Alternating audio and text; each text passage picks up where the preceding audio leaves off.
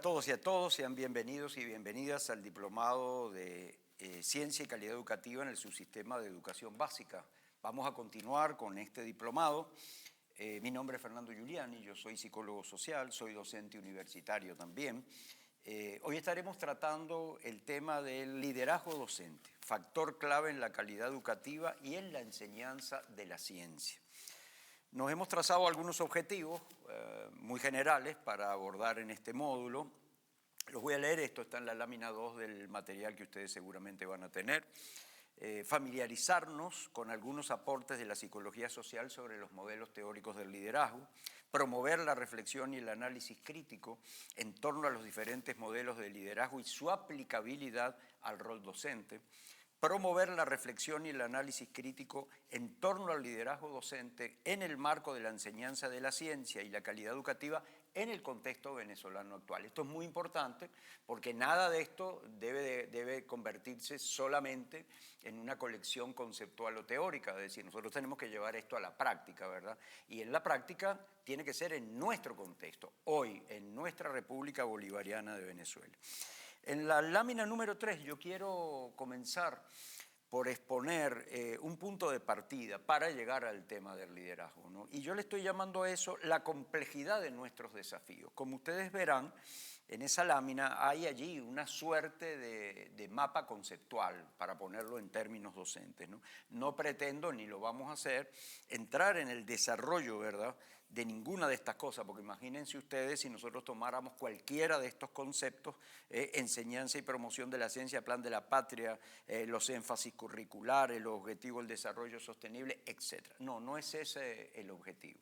El objetivo es poner sobre la mesa cuando decimos la complejidad. Todo esto está en el documento base, el documento fundante, ¿verdad?, que le dio la vida a este diplomado.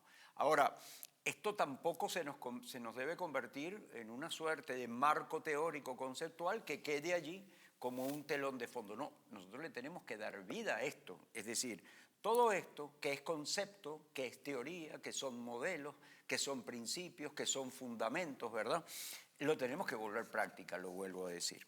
Entonces, si vamos a la lámina 4, junto con eso y dentro del mismo documento, ¿qué encontramos? El perfil que necesitamos, es decir, ¿qué docente es capaz de llevar adelante esto? Y ahí estamos entrando entonces ya en el plano del liderazgo. Es decir, esto no se hace solamente parándose en un aula, ¿no?, y dando, que ya es mucho, y quienes hacemos docencia sabemos muy bien, bueno, que facilitar, impartir una clase ya tiene suficiente complejidad. Pero cuando lo queremos hacer con todos esos elementos y lo llevamos al plano de esa calidad educativa, lo llevamos al plano de la enseñanza de la ciencia, estamos entrando obviamente en aguas mucho más complejas. Entonces ahí tenemos un perfil en nuestra lámina número 4, que esto no lo estoy yo inventando, es el perfil que está definido en ese documento. Fíjense ustedes, el docente tiene que tener un perfil de liderazgo, un perfil ético, humanista, transformador, innovador, holístico, agitador del aprendizaje cooperativo, creativo y comunicativo, y un agente de cambio. Tomé algunos de lo que yo considero que son los rasgos más claros que nos está conduciendo al liderazgo. Todo esto, imagínense ustedes la base que hay aquí, teórica, y toda la propuesta del maestro Bigot, igual que de Paulo Freire, por ejemplo. Entonces, esto no debe convertirse, digamos, o ser una referencia nada más teórica. Si unimos la complejidad conceptual con este perfil del que estamos hablando, bueno, estamos hablando de un modelo de liderazgo realmente muy potente, que debe ser nuestro horizonte, ¿no? Vamos a agregar ahora lo que está en la lámina número 5, ¿en qué ámbitos, en qué espacios se ejerce el liderazgo de la docencia? Cualquiera piensa, con razón también, bueno, que el espacio natural es el aula, sí, cierto, pero el perfil que nosotros necesitamos de docencia para la calidad educativa que nosotros estamos buscando y para la enseñanza del tipo de ciencia que nosotros estamos buscando, resulta que no se remite ahí. Cierto que el ámbito, digamos, en la relación con los estudiantes, en la relación pedagógica, lógicamente que es un ámbito, pero también con los equipos de trabajo. Todos y todas ustedes forman parte de equipos de trabajo en sus planteles, en sus centros educativos. Se reúnen, deciden, planifican, discuten, debaten. Ahí hay que ejercer liderazgo. Con los padres, madres y representantes. Yo creo que esto no es solo cuando el docente habla o tiene que tener una conversación por algún elemento, alguna situación particular con un estudiante. En el conjunto, por ejemplo, de una relación de comunidad, de esa comunidad de padres, madres y representantes, ahí tiene que estar también el liderazgo del docente. Y obviamente que lo tiene que estar en la comunidad, no para competir con el liderazgo comunitario. Hoy esa trilogía, ¿verdad?, que queremos, familia, escuela, comunidad, requiere también del liderazgo comunitario, pero el liderazgo del docente también tiene que estar presente allí en la comunidad. Y obviamente tiene que haber un liderazgo en la sociedad. Sobre esto vamos a volver, si tenemos tiempo, porque quisiéramos cerrar con un aspecto del liderazgo público, casi diríamos, que debe tener el docente en esta perspectiva nuestra y en nuestra realidad concreta. Bueno, vamos entonces al liderazgo. Vamos entonces con eso en mente a entrar al tema del liderazgo en nuestra lámina número 6. Lo primero que vamos a afirmar es que el liderazgo es un proceso. El liderazgo no es una figura de un hombre o una mujer, ¿verdad?, con autoridad, mandando o dirigiendo a un equipo o a un grupo. No, eso también, pero el liderazgo es fundamentalmente un proceso. Aquí tenemos dos preguntas, ¿verdad?, muy sencillas. ¿Puede haber un grupo sin un líder o sin una líder? No. Es decir, es prácticamente imposible que un grupo, desde una familia hasta una institución o una empresa, qué sé yo, pueda digamos, dinamizar todas sus relaciones sin un líder o sin una líder. Pero si hacemos la pregunta de otra manera, ¿y puede haber un líder o una líder sin aplicar eso en un grupo? Tampoco. Es decir, hay una relación mutua, necesaria, ¿verdad? Entonces vamos a tomar esta pequeña definición y vamos a decir que el liderazgo es un proceso de canalización y dirección de la energía, la voluntad y la capacidad de un grupo o una organización para alcanzar los objetivos de forma congruente, eficaz y eficiente. No voy a repetir la definición, los animo a que lo hagan para que la podamos analizar. Ahí tienen ustedes destacados en negrita, ¿verdad? Canalizar y direccionar la energía, la voluntad y la capacidad. Es decir, no es mandar, es canalizar eso, ¿verdad? Darle una direccionalidad. Y alcanzar los objetivos de estas tres formas, porque, bueno, yo puedo, por ejemplo, vamos a suponer que nosotros en un colegio, en un plantel, bueno, vamos a conseguirle uniforme para los muchachos, pues, por ejemplo, pudiera ser, ¿verdad? Ayudar a los muchachos que no tienen uniforme. Ah, bueno, pero nos los donó un grupo de narcotraficantes. Bueno, logramos el objetivo, pero eso no es congruente, ¿verdad?, con la razón de ser. El tema de la eficacia y la eficiencia, esto es muy importante también. Bueno, yo puedo lograr los objetivos a lo largo de un año, estoy en la dirección y nosotros vamos y logramos muy bien, pero de repente nos damos cuenta al final de ese año que estamos de verdad destruidos como equipo, desmotivados, estamos desesperanzados, tenemos conflicto entre nosotros. ¿Qué pasó? Bueno, que fue tanto lo que nos esforzamos, ¿verdad? Logramos los objetivos, pero a costa, pues, de nuestro propio deterioro. Apenas unos ejemplos como para que veamos que los objetivos no es lograrlos de cualquier manera. Y ahí tiene un rol fundamental el liderazgo. Entonces esto va a implicar desarrollar actitudes proactivas y asumir roles de conducción y facilitación. El concepto de facilitación no se los voy a explicar yo a ustedes docentes, ¿verdad? Saben muy bien de dónde proviene y no se aplica solo en lo pedagógico. Debemos facilitar también todos esos procesos grupales, ¿verdad? Bueno, que hacen que efectivamente el grupo o la persona incluso, ¿verdad?, pueda lograr sus objetivos de manera congruente, eficaz y eficiente. Pero estos roles, ¿verdad?, y estas actitudes tienen que ser mutuamente aceptados y reconocidos. Yo puedo mañana aceptar un cargo de dirección, por ejemplo, bueno, y lo acepto, allí me destacan y yo acepto un cargo de dirección, no solamente en el ámbito docente, en cualquier ámbito, pero resulta que yo estoy ahí, tengo la capacidad técnica, tengo la capacidad profesional, pero tal vez me faltan herramientas por ejemplo, para facilitar la comunicación en el grupo, para motivar al grupo. Entonces, es decir, ahí donde va a ir surgiendo ese reconocimiento, no solo a la autoridad que me da la experticia, la autoridad que me da el cargo, sino también la legitimación que se va a dar en ese proceso de facilitación. Este es un tema muy largo que hay que trabajarlo, nadie nace aprendido, lo saben ustedes como docentes, ¿verdad? Entonces, muchas veces nosotros, a veces hasta entramos en conflicto con esas figuras de autoridad y las llegamos a criticar porque tenemos que tener una visión un poquito más compleja. ¿A quién no nos ha pasado? Que hemos aceptado por disciplina y por deber y lo hacemos con gusto y con buena voluntad, pero ¿quién está formado para esto? Es como si nos preguntamos, ¿quién está formado para ser padre o para ser madre? ¿Verdad?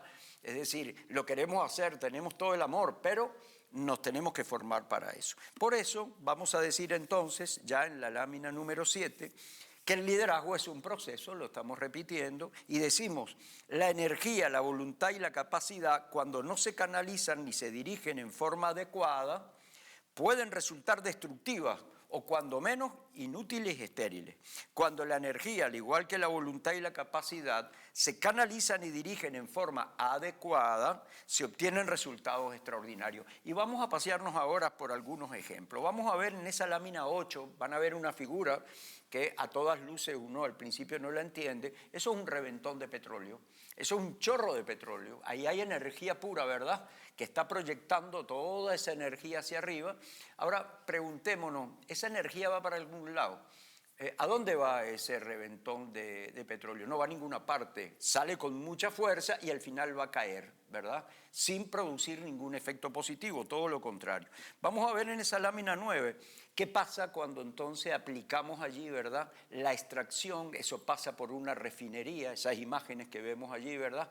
Y entonces, como vamos a ver en la lámina 10, ahí aparecen todos los productos derivados. ¿Ven? Eso hace el liderazgo. Vamos a ver en la lámina número 11 otro ejemplo de energía descontrolada. Observen esas imágenes, ¿no? Un río que se desbordó, se lleva por delante todo, produce inundación, produce destrucción. Eso es energía pura, pero va para alguna parte. Obviamente estoy utilizando un ejemplo un poco simplón porque esas son las reglas de la naturaleza, pero cuando la llevamos a la energía humana, también podemos pensar en esos mismos términos. Entonces vamos a ver qué pasa en la lámina 12, vean qué impactante figura, esa es la represa, nuestra represa del Guri. Bueno, qué distinto, ¿verdad?, cuando el agua entonces se embalsa, se hace pasar por las turbinas y como vemos entonces en la lámina 13, ahí tenemos esa hermosa vista, ¿verdad?, del Valle de Caracas nocturno, pero iluminado gracias a una energía que ahora sí está canalizada. Con esto lo que queremos decir es que de muchas formas parecidas, el liderazgo cumple con esa función de canalizar la energía de las personas, los grupos, las instituciones, las comunidades. Es decir, eso es el liderazgo. No es tan mecánico como una refinería de petróleo ni como una represa.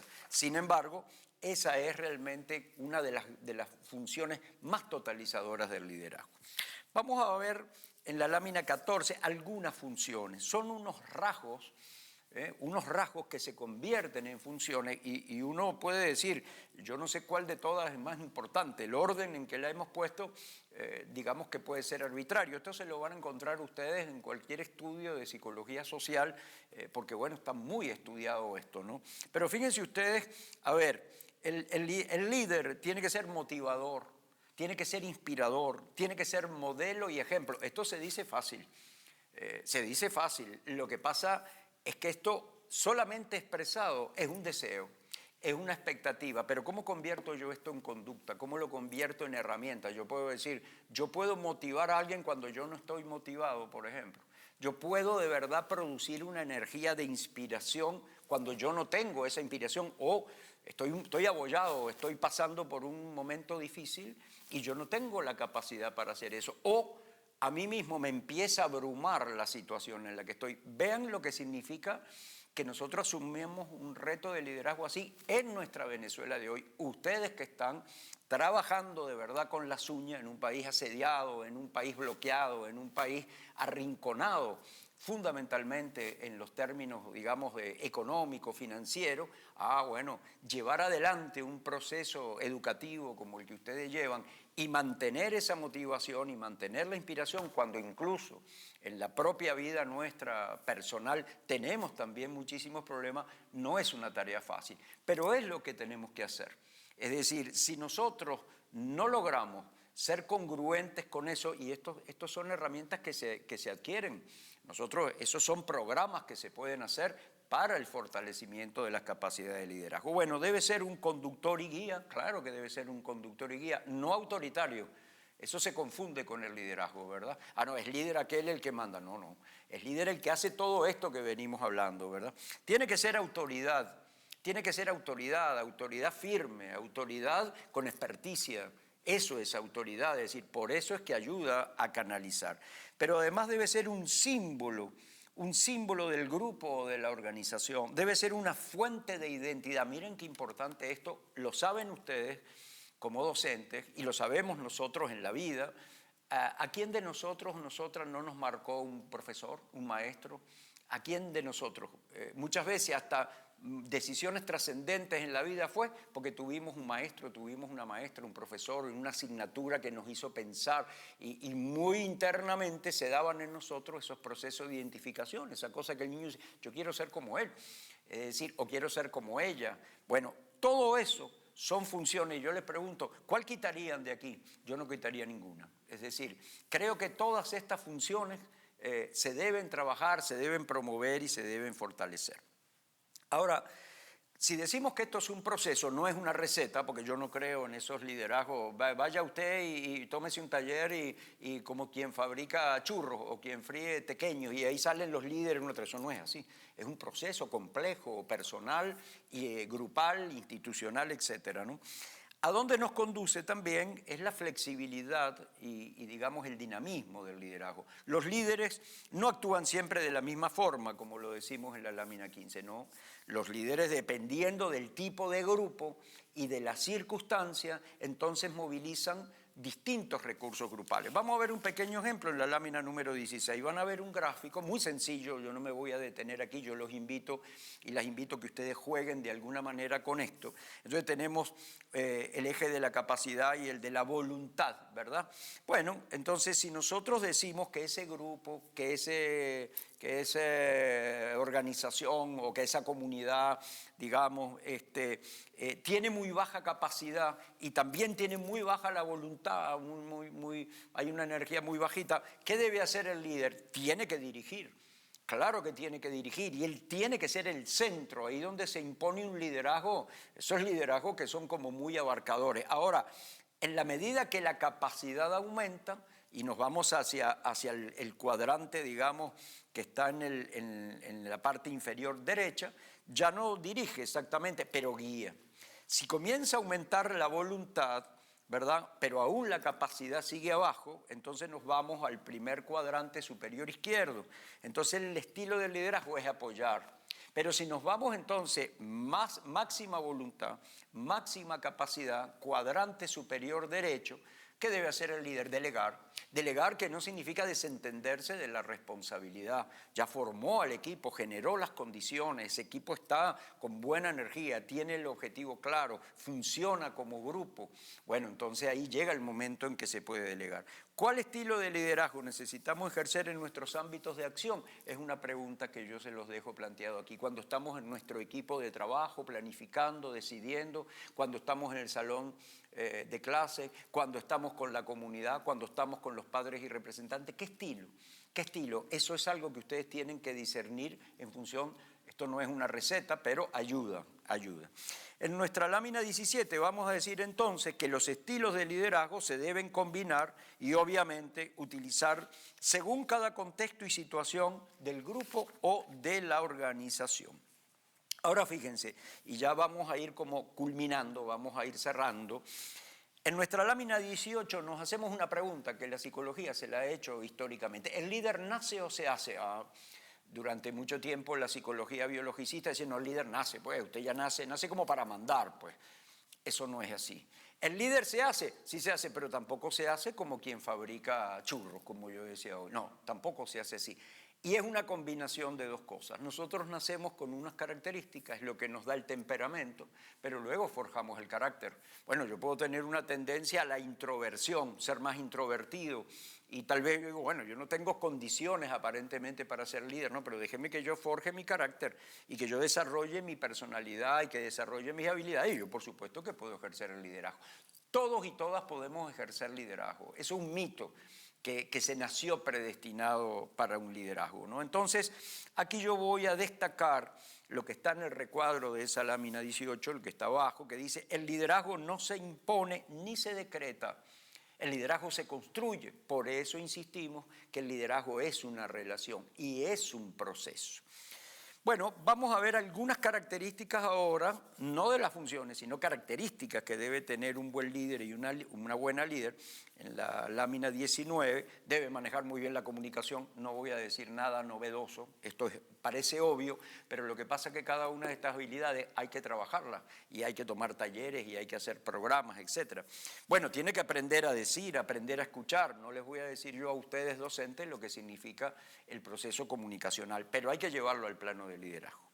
Debe manejar los estados de ánimo propio y los del grupo. Es decir, manejar los estados de ánimo no es manipular, es tener conciencia de ello. Cuando el grupo está bajo anímicamente o yo estoy bajo anímicamente, ¿cómo hacemos? No se trata de darle, bueno, vamos a hacer una linda dinámica y entonces dar unas palabras bonitas, es mucho más complejo que eso. Y el líder, sobre todo en nuestro contexto, para esos retos que queremos en calidad educativa, tiene que desarrollar profundamente su capacidad de empatía. Esto es, bueno, a esto es lo que nos convoca la docencia, ¿verdad? Porque yo creo que no hay otra profesión que nos ponga tan cerca de la empatía como es la docencia. Estar con el otro, acompañar al otro, ¿verdad? Bueno, ahí tiene que estar ese manejo permanente del liderazgo. Obvio que tiene que tener conocimiento y experticia, tiene que tener constancia y persistencia. Esto se dice fácil, pero manejar la frustración, por ejemplo, en un contexto difícil como el que vivimos nosotros, no se decreta ni se resuelve tomando una pastilla, ¿verdad? Esto hay que trabajarlo. Obviamente tenemos que estar en formación y en estudio permanente, siempre nos tenemos que estar formando. Manejar los conflictos en forma adecuada. Esto tiene un valor realmente inestimable, porque el conflicto forma parte de la realidad, ¿verdad? El conflicto siempre está ahí. Culturalmente nosotros lo hemos tipificado como algo malo. El conflicto no es malo. Lo que puede ser negativo es la manera como lo manejemos. Muchas veces es bueno que salga el conflicto, que se presente el conflicto. Y dependerá de un buen estilo de liderazgo que ese grupo más bien crezca en la medida que aprenda a manejar el conflicto, como nos pasa a las personas, ¿verdad? ¿Verdad que cuando uno sale de una crisis personal, si la resolvió bien, sale más crecido? Bueno, así pasa realmente con los grupos y ahí tiene que haber el manejo del liderazgo para manejar los conflictos. Tiene que haber una voluntad y compromiso de asumir ese rol, no cansarnos, si no asuma. Eso también es importante. Ojo, hay muchas maneras de asumir liderazgo, pero si usted va a asumir un liderazgo de esa complejidad de la que estamos esperando de nuestro y de nuestras docentes para la calidad educativa, tiene que haber una voluntad y un compromiso permanente, ¿no? Es decir, por desarrollar todas estas herramientas. Y desde luego la ética y los valores, que prácticamente eso está como de más decirlo, pero lo necesitamos hacer. Una última cosa, como lo planteé al comienzo, en nuestra lámina número 20 hablamos de la valoración del docente. Lamentablemente en nuestra sociedad, ya finalizando la década del 90, entre muchas de sus crisis, una de las crisis fue la desvalorización de la educación. Es decir, ahora tenemos una situación complicada, evidentemente, desde el punto de vista económico, se plantean situaciones conflictivas, cierto, pero la desvalorización de la educación y la desvalorización de lo que es la carrera docente comenzó en la década del 80 y del 90. Y ahora, eso llevó a que en nuestros imaginarios, en nuestras representaciones sociales, como colectivo, en la sociedad, esa figura del docente lamentablemente fue desvalorizada en muchos sentidos. No se asocia a las figuras exitosas de la sociedad, por ejemplo, ¿verdad? Entonces, eso lo tenemos que recuperar, pero lo tenemos que recuperar de forma crítica. Hay que trabajar nuestra autoestima como docentes. Hay que trabajar un replanteamiento de lo que significa la educación, mucho más allá de las palabras bonitas. El docente tiene que estar en la palestra pública, ayudarnos a la sociedad a construir opinión, a discernir en un momento, imagínense ustedes, ¿no?, tan confuso y tan complicado como el que vivimos nosotros en Venezuela. Nosotros necesitamos ver mucho más a ese docente también en la esfera pública. Por supuesto, no me vayan a acusar de que los vamos a agregar ideas para sobrecargarlos más todavía en todas sus tareas. No, es una expectativa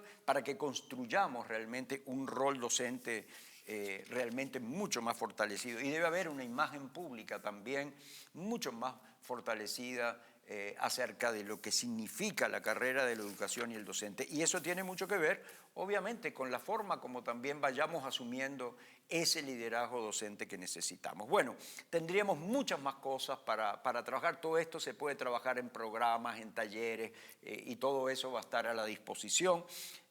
Yo voy a dejarle 2 láminas con preguntas para la reflexión, ¿no?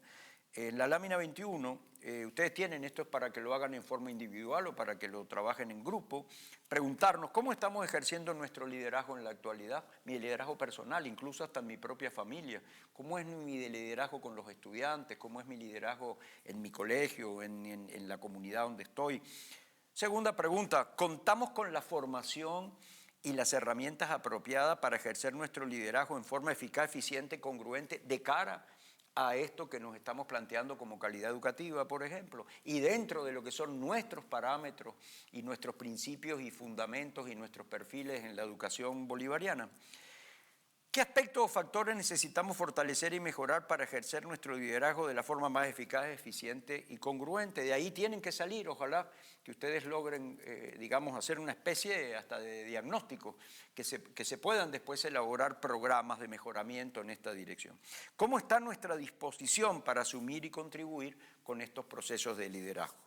Y la última página, la última lámina, perdón, les propongo, pensemos en un líder o en una líder que haya tenido influencia en nosotros y nosotras. Puede ser un líder reconocido, podemos pensar en quien quieran ustedes, Chávez, Che Guevara, Gandhi, pero también puede ser un líder o una líder de la vida cotidiana, puede ser un maestro, una profesora, puede ser una madre, una tía, un vecino, una vecina, en fin.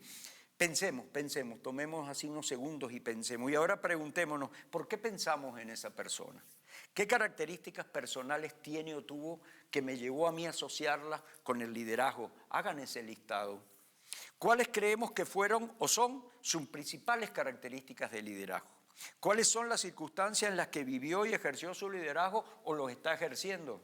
Y finalmente, ¿qué podemos aprender de ellos y de ellas? Bueno, les dejo planteadas esas preguntas para que ustedes las trabajen. Como les dije, la idea es generar, como lo dijimos al comienzo, un espacio de reflexión crítica. Bueno, con esto estamos cerrando entonces este módulo. Les queremos agradecer su atención, estamos a la total disposición y bueno, animarnos pues a asumir ese rol de liderazgo que estamos esperando de nuestros docentes, de nuestras docentes, bueno, de cara a estos retos que tenemos en calidad educativa y en la enseñanza de la ciencia. Seguimos entonces compartiendo camino y muchas gracias por su atención.